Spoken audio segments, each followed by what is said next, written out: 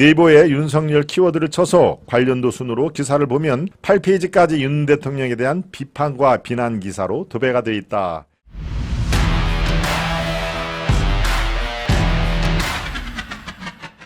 네이버 알고리즘은 속이고리즘이다. 여기서 알고, 그 다음에 알고를 속이고, 이렇게 지금 대비가 되는 그 조어죠. 예, 알고리즘, 속이고리즘.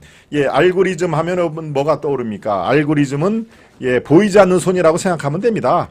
예, 이렇게 여러 사안 중에서 뭐가 위로 올리고 뭐가 두 번째로 가고 하는 것은 사람이 일일이 올라가는 게 아니라 알고리즘, 보이지 않는 손에 의해서 자동적으로 채택이 돼서 자동적으로 올려진다 하는 얘기입니다. 그래서 알고리즘을 보이지 않는 손에 예술이라고 그러죠. 예, 그런데 결국은 알고리즘을 누가 만드느냐?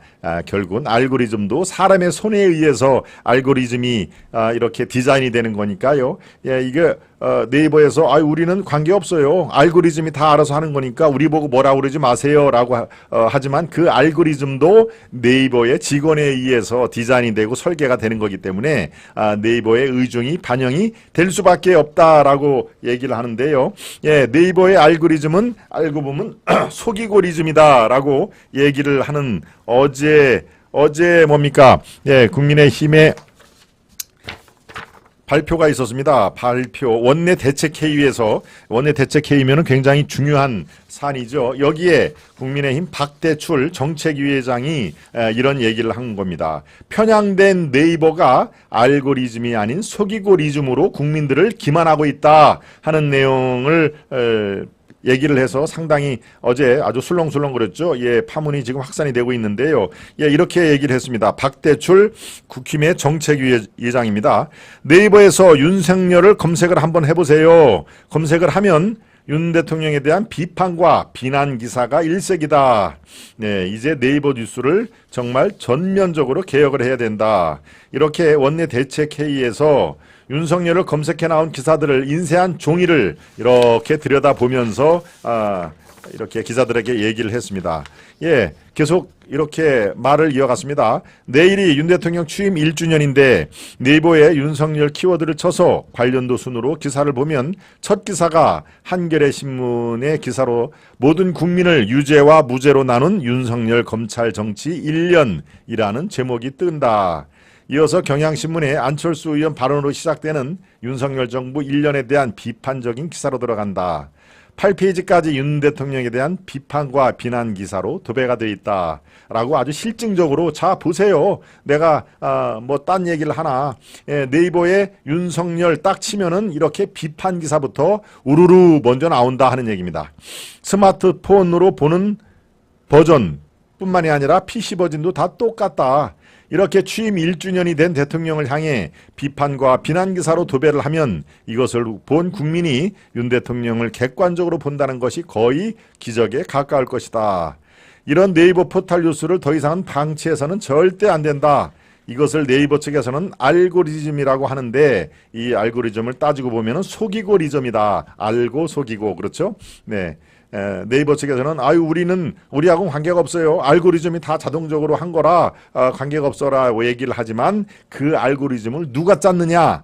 너희들이 짰느냐? 너희들이 디자인하고 다 설계를 해서 이렇게 계획적으로 이게 음모론의 일종으로 비판적인 기사만 먼저 쭉 소개가 되고 윤 대통령이 그래도 잘했다라는 기사는 저 밑에 보이지도 않을 정도로 그렇게 사람 눈을 국민 눈을 호도하는 거 아니냐라는 식의 네이버의 편집 방향이 이거는 너무나도 특정 정당에 유리하도록 배치가 돼 있다 하는 얘기를 지금 구구절절히 하고 있습니다.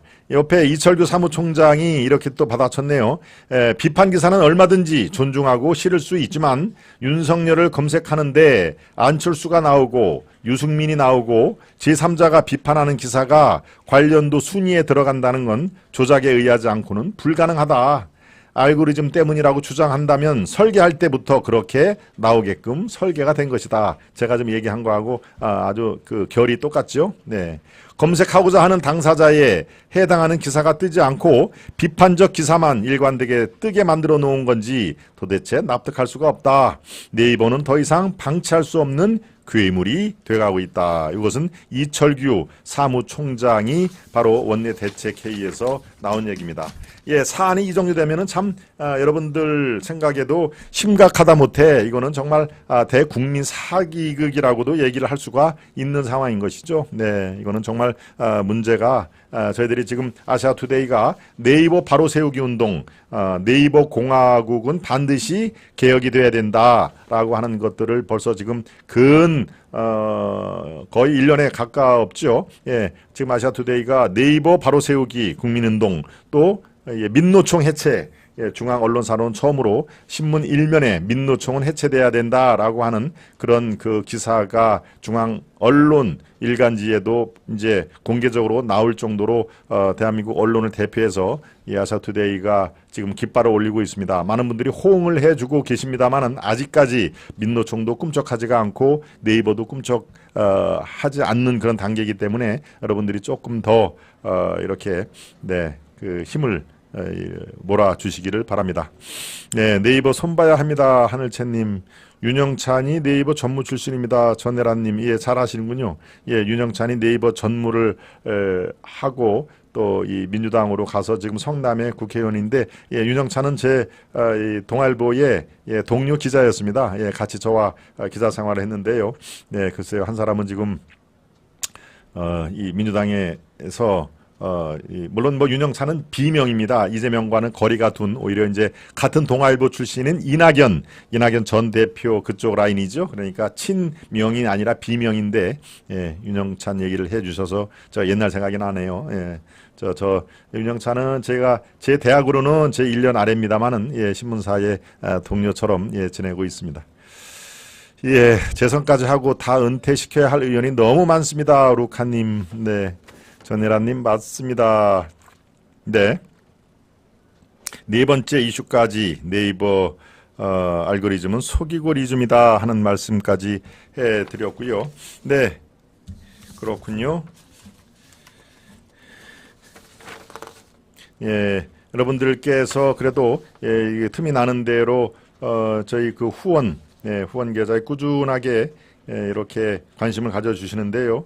글쎄요. 근데 박경려 스패너님이 아주 너무 자주 이렇게 거액을 보내주셔서 제가 글쎄요, 별도로 이렇게 이 말씀을 드리면 더 많이 이 응원을 해달라는 뜻으로 또 국회가 되기 때문에 제가 자주 소개는 안 합니다만은, 글쎄요, 거의 후원하는 분들 지금 거의 한 달 동안은 제가 일부러 소개를 안 했습니다. 그런데 박경련님께서 너무 자주 이렇게 보내주셔가지고 집안의 기둥뿌리가 또 흔들거릴까봐 제가 말씀을 드립니다. 우리 박경련님은 네, 이제 조금 이렇게 띄엄띄엄 지금처럼 자주 보내주지 마시고요.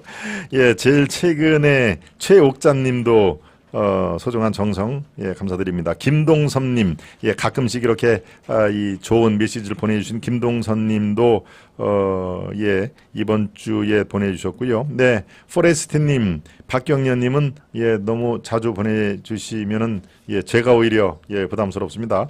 그리고 조남을 없이 그냥 김동원의 하이파이브로 보내주신 분도 계시네요. 예, 조남을 안 쓰시고 예, 김동원의 하이파이브로 보내주신 분. 네, 또 전병근님, 네, 최혜민님, 경남의 최혜민님도 예, 아주 적지 않은 또 소중한 정성을 보내주셨습니다. 예, 그리고 예, 박경영님이 아주 많이 자주 보내주셨고요. 예, 천일 박상철님, 배영희님, 예, 또 한금수님, 장훈님, 예, 최근 보내주신 분들 중심으로 제가 각별히 감사하다는 말씀을 전해드립니다. 예, 우리 시청자 여러분들도 제가 이렇게 뭐 거의 한 달에 한 2번 정도나 이렇게 후원 얘기를 전해드리는데요. 네, 아주 안 할 수는 없고 여러분들께 절대 부담을 드리고 싶은 마음은 요만큼도 없습니다. 그러니까 관심 있는 분들 또 그래도 아이고 뭐 그래도 이렇게 이 좋은 내용을 하는데 이렇게 좀 보낼까 하는 그런 분들이 가끔씩 이렇게 보내주시면 되고요. 뭐 의무사항이라든가 부담감을 여러분께 드리고 싶은 마음은 요만큼도 없으니까 제 진정을 이해를 해주시길 바랍니다. 네.